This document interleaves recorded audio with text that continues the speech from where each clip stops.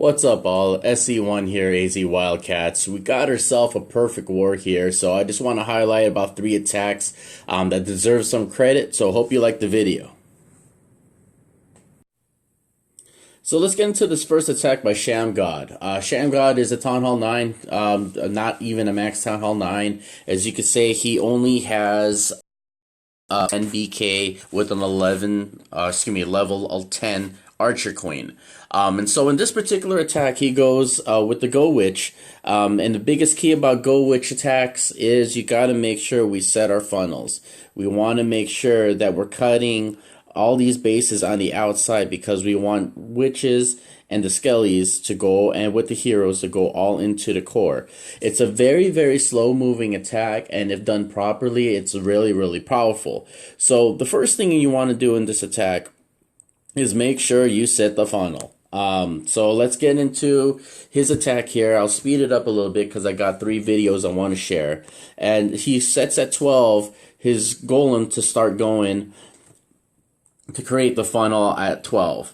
So once funnel is created right here, then he sends his second funnel set at 3 to make sure these buildings are out. Once these buildings are all done and taken down, you can see they have nowhere else to go but into the core. So he brings the wall breakers to make sure that once the funnel is cut, once the defenses are targeted onto the golem, he sends his wall breakers to send these guys right into the core.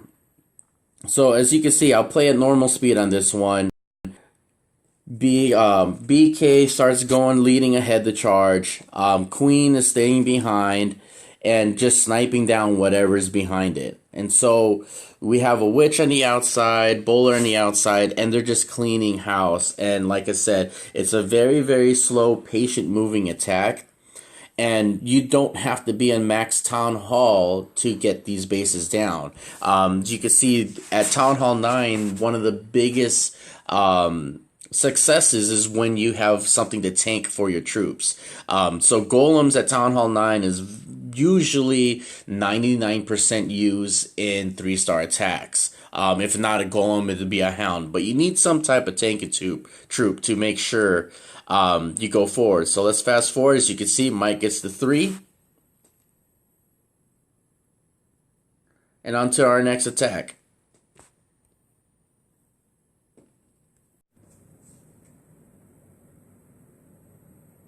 Alright, let's get into the second attack here done by our boy No Name, aka Phil, aka UKU. Love you, Phil. So here's a beautiful hog attack. Hog is definitely his go-to attacks. And to explain hog properly, the way I kind of view it to make it easier for me is I like to think of a pie. And with a pie, you want to take a slice out of the pie and start making your hogs go around the clock, around the rest of the pie. That's the way to properly path a hog attack and make it successful. So it's beautifully planned. As you can see up at 12, there's not really any threat to any air defenses. So he's going to send a couple of E-drags over there to start his funnel. So let me double the speed here, and he sets 2 loons to make sure there's no seeking air mines. He drops the E-drags to create that funnel for his kill squad.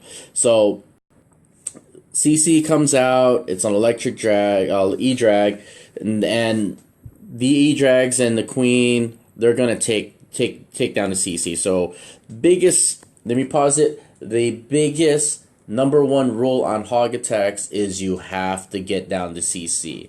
You have to get down to CC. If you could get down the queen, that also helps. But more importantly, you got to make sure that CC goes down.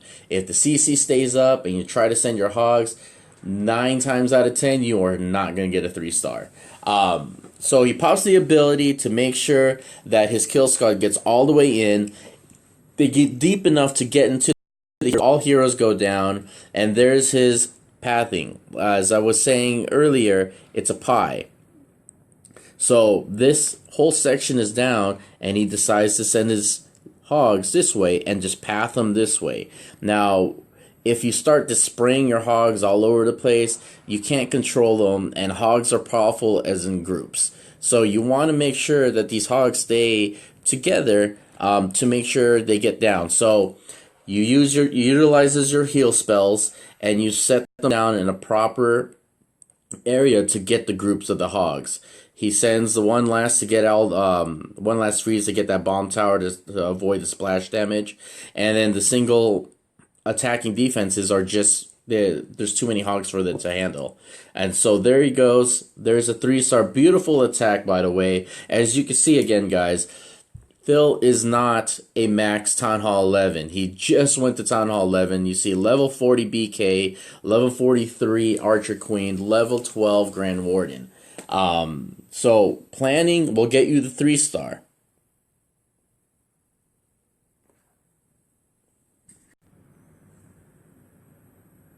So let's get into this beautiful attack, perfectly done by Anubis. Anubis, we're gonna come up with a pretty clever name for this one, because this is something that is not common to what you see. So let's look at the troop sets here. Troop set he uses, he brings 12 Wiz, 4 Pekka, 12 Miners, 2 Golems, Wall Wrecker, then he has his heroes, and then he has 4 Freezes, 6 Bats, a Poison, and a Rage. It's something that's not common and is really unorthodox than what I've seen, but it works. So let's kind of break down the base on why this works.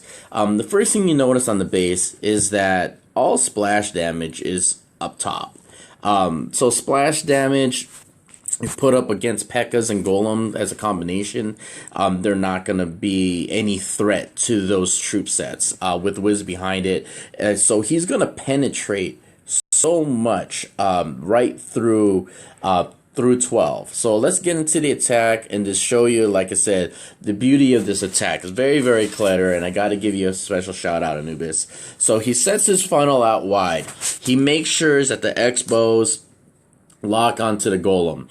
X-bows against the Golems will hold on to that X-bow for a very, very long time. So in between, he sets his Pekkas and lures the CC out. Wiz are right behind. They're going to take down Poison just drop, and they're just going to take down the CC. So once his funnel is now set, as you can see, it's beautifully set.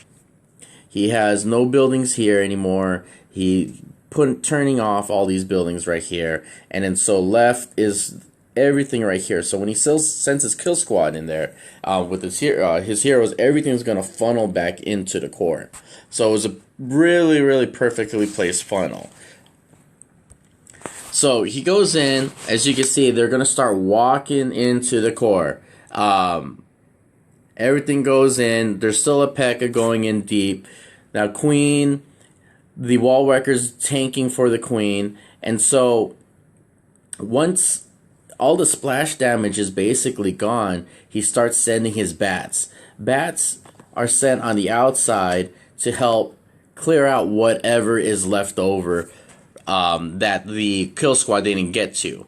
So it's kind of like a triple kill squad kind of attack. So whatever the bats don't get, now the last part of the attack is, you can see he still has 12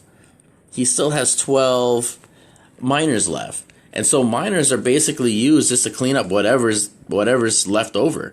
So he spreads it all out. He keeps a freeze for that splash damage, and that's all she wrote. Perfectly well planned attack.